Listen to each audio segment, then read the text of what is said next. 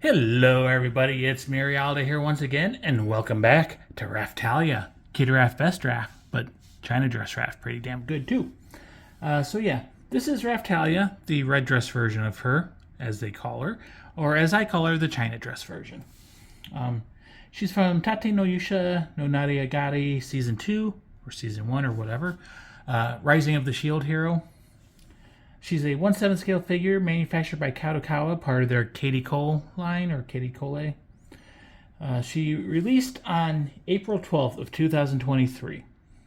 I ordered her back on October 14th of 2022. Paid for her on the 14th of April. She shipped out on the 19th and got here today on the 21st. This Raphtalia, she is in a big box, so shipping is going to be stupid. I had her combined with another figure, so I can't really give you an accurate figure of what it would cost to ship just her. But she was also a little on the pricey side, which is kind of normal for figures these days. She cost 21,780 yen, or $171.86. So pricey. We'll see if she's worth it. And before I forget, Ami Ami did have a version with a special bonus faceplate. I did not get that version, so you can see what she would have looked like there. It's maybe a little blurry. And then that bonus version also had a little bonus rubber mat you could have gotten. Will you focus on it? No, of course you won't focus. So it is what it is. But anyways, that's that. We'll look at her and then we'll get her open and we'll have a fluffy raccoon in our hands. So she has a very red box to match her red dress. There is the front of the box. There is the side of the box. There's the other side of the box. And the other side of the box. 3 other sides, one of which was the back. And there's the top of the box. And then she's got a pretty plain boring bottom with just the UPC code. She does seem pretty large, so she's got that going for her. This box does appear to have quite a bit of empty space in it, though, so that sucks. Let's go ahead and get her open. So, got 3 seals.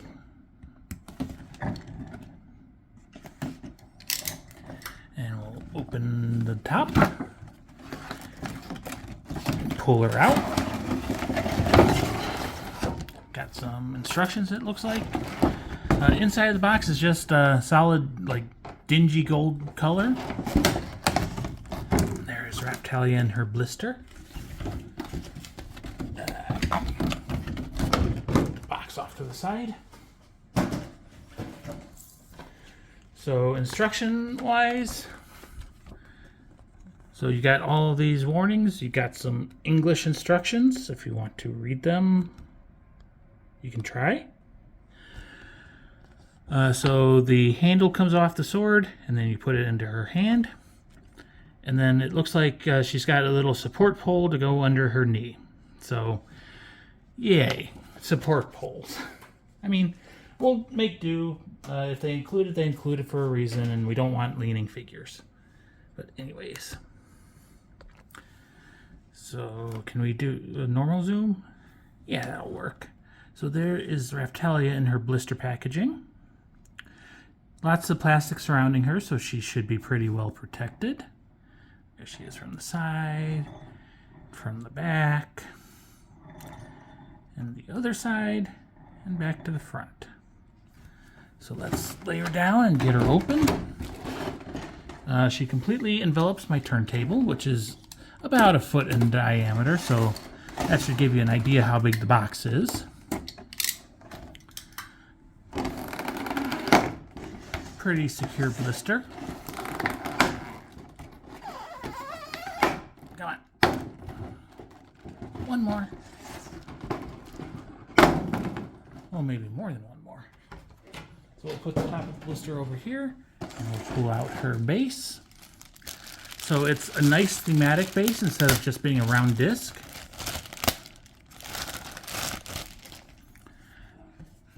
So I do see a pretty small metal peg and a nice peg hole. There's like a broken column and just broken rocks and cracks and everything, and stalagmites, I think. So, yeah. And it's got some decent weight to it as well. Bottom of the box, copyright 2021, AY/K/SS2P, made in China. And it looks like they were a little messy with their black paint. But that's okay, it's on the bottom, we won't see it. The column does have like some rusty colored paint in all the grooves and everything. So yay. Next, I'll pull out her sword. So it's not a katana. Well, actually, yeah, it's not a katana because it's straight. But it's not a double-sided sword, so it's only got one blade edge. And then it's got a little rib for strength. What's the official term? I watched Forged in Fire, and they always talked about what those are, but I can't remember what it is off the top of my head. So the guard has a little design in there. The handle is pretty plain, boring, smooth black. And then the pommel, and like I said, the pommel comes off. It's keyed so it will only go into the hole one way. And that's how you get it into her hand. So we'll loosely put it in place. And we'll spin around and pull out the yay support piece. So it's just a plastic pillar with a round disc on the bottom and a concave platform on the top for her knee. And hopefully it actually fits properly. Support poles, in my experience, are generally too short, and the figure never actually touches them. So I think all that's left is her, so we'll pull out the plastic and we'll pick her up. Come on. We'll set her down so that we can get the blister out of the way.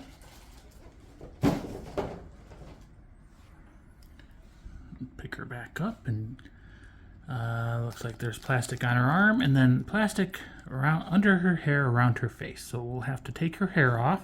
If you got the bonus face, this is how you would swap it. Okay, the head comes off. That's good to know. And then the hair, we'll work it loose. And we'll pop the face out and take the plastic off. So there is her normal angry battle face. She's showing some teeth and tongue and angry eyebrows and yelling.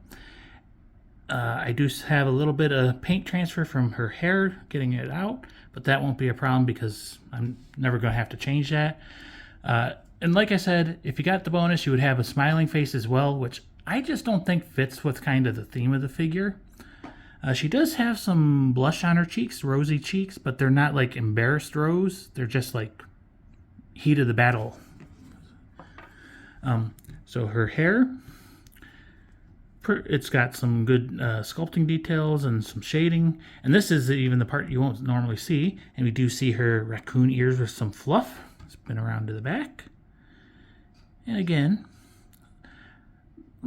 not heavy on the shading, which is, in my opinion, decent. It looks good.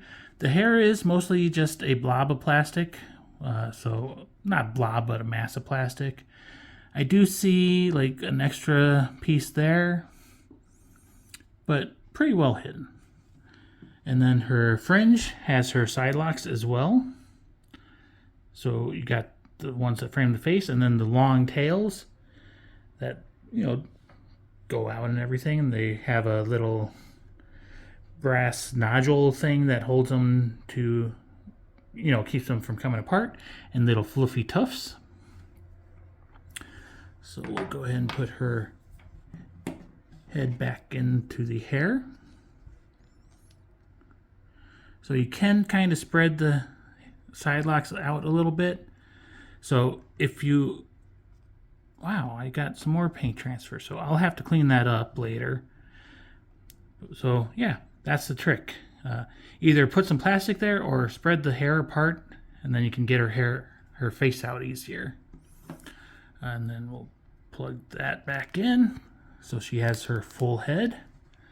When I squeeze tight, the seam line on the top is still there, but it's not really that bad. We'll pull her body up, and before we put her head on, we'll just look at some details. So this figure of Raphtalia has much larger boobs than I'm used to her having, which is not a bad thing. She's got some nice cleavage on her. I got some crud on the bottom of mine. Feels sticky, like some glue or something. And yeah, it's rubbing off, so yay. We do have her slave crest right on the top of her cleavage. She's got some nice flesh tone to her.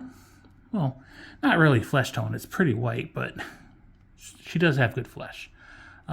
Feeling it, it's kind of the smooth touch paint, but it's not super. I mean, it feels smooth. There's no like roughness to it, but it doesn't feel like the normal smooth paint or soft touch paint. She's got some good deltoids in the shoulders and everything. Good armpits, and of course the little side flesh of the meat of the breast and everything. And she does have a red bow and then little gold ties holding the top part of this dress onto her cleavage part or brassiere parts. And she's got some long gloves almost all the way up to her shoulders. Nice spine line and shoulder blades. And you can see how tight the dress is, and her tail's coming out of a little tiny hole, which it must be hell to get this super big fluffy tail through that tight tiny hole. You're not supposed to think about those things. It does have some gold trim around the edge of the dress. We do see some rib lines and belly line and vacuum sealed belly button. There is tassels coming off of the side things. We do see some strings for her undies. So it looks like the answer is black. Not a lot of shading in the dress part of the dress. There is some like around the cuffs of the gloves and everything. Long legs. And good details on the knees, it looks like. Good calf on her. She has a very long, skinny metal pole coming out of her foot. And then, important question. Oh, well, it's like a black trim. And it's almost like gray or maybe kind of transparent-y black fabric. So, yay. Let's go ahead. See if we can set her down for now. Oh, we'll look at her hand as well. We do have some palm lines. We do have the ring for her glove. All the fingers are separate and splayed out. It doesn't look like she has fingernail polish, but like I can see the meat of her thumb. Other hand is in a oval.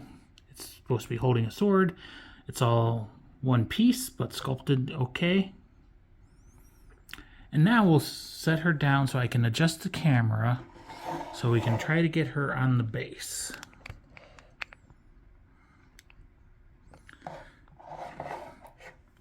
It shouldn't be too hard, but we'll see.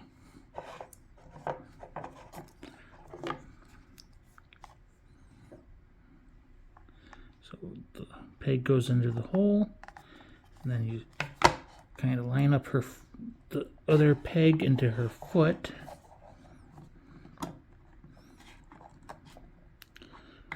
Come on. It's hard because you can't see. It's under her foot.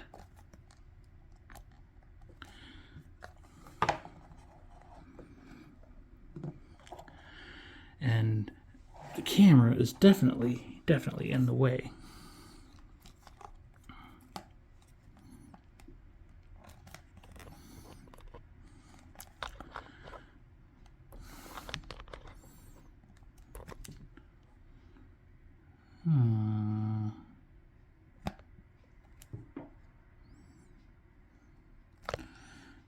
almost feels like the foot is maybe out of line.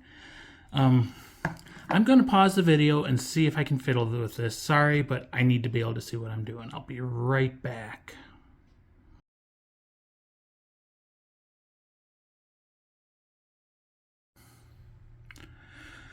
Okay, I'm back and we're in kind of handheld mode for right now.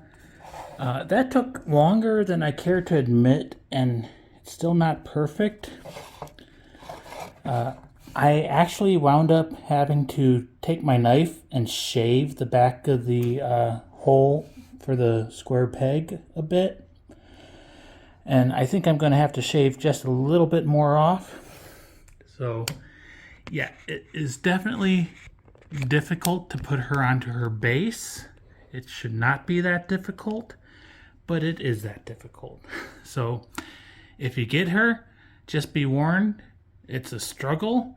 I don't know if maybe using a hairdryer would have helped, but I just shaved ever so much off the back of her hole, the one that's towards the her long metal peg. So yeah, the back side of it. Shaved a little bit, tried, shaved a little bit more, tried, shaved a little bit more, and this is where we're at right now. Again, shouldn't have to do that, but it is what it is. So, yay. Let's go ahead and see. Yep, the little support doesn't do anything because her knee doesn't touch it. Maybe once I get her fully pressed down on there, but like I said, that's probably going to take a little bit more shaving. So for now, we'll put that off to the side. Let's go ahead and put her head on. Okay.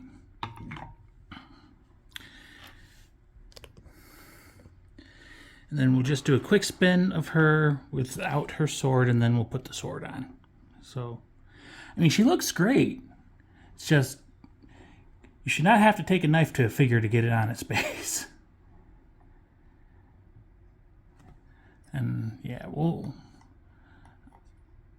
for now, I'll put something under there, but it is what it is. And I think with her pose and how the pegs are, I mean, the pegs I don't think are going to let go, but with so much weight forward of them, I do think that the support rod will be necessary. So we'll go ahead and take the sword apart, put it in her hand, and then I forget which way it was. We'll put the pommel back on, and now she's holding her sword.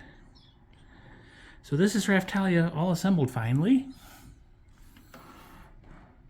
So we'll do a spin around like this and do some detail shots, and we'll close it off and I'll cry. But seriously, she does look good.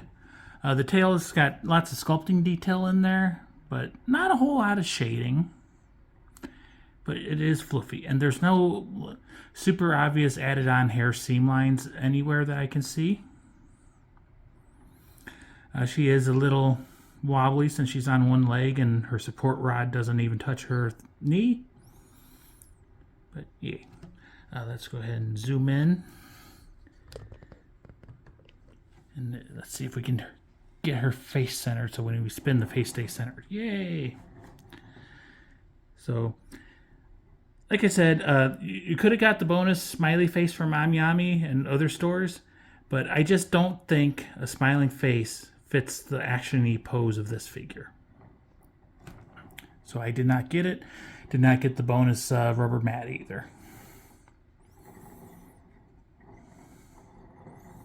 Yeah, looks good. And her cleavage is welded, obviously, but it's super... She's got really big boobs, and from a slight angle, you don't even see the weld, so it does look like regular cleavage. She is a little bit perky under those cups, so yep, she's a girl. A little bit chilly. But they did not make the nipples so perky that, you know, you kind of have to look for them. They're not obvious. They're not that perky. They're just little points. And I can't believe they put a vacuum sealed belly button in there, but they did. It is what it is. And then we'll do kind of legs and the base.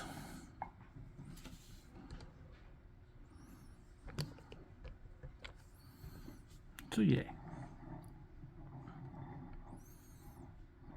So overall, I'm happy with her. I'm not happy with how she attaches to the base. It shouldn't be that hard. It could just be my copy. Maybe they had a little bit of extra plastic, or they didn't clean out the hole good enough. But a little time with a knife and patience, and it worked out. Then, like I said, that's supposed to go under there, but it's supposed to touch her knee. And right now it's probably like a coin away from touching it. And I don't have any coins with me, so yay. But this is kind of what she would look like with the support in the way, which is another downer. Support rods are ugly, but I can understand their purpose. I would just wish they engineered the figure a little bit better so it wouldn't be necessary.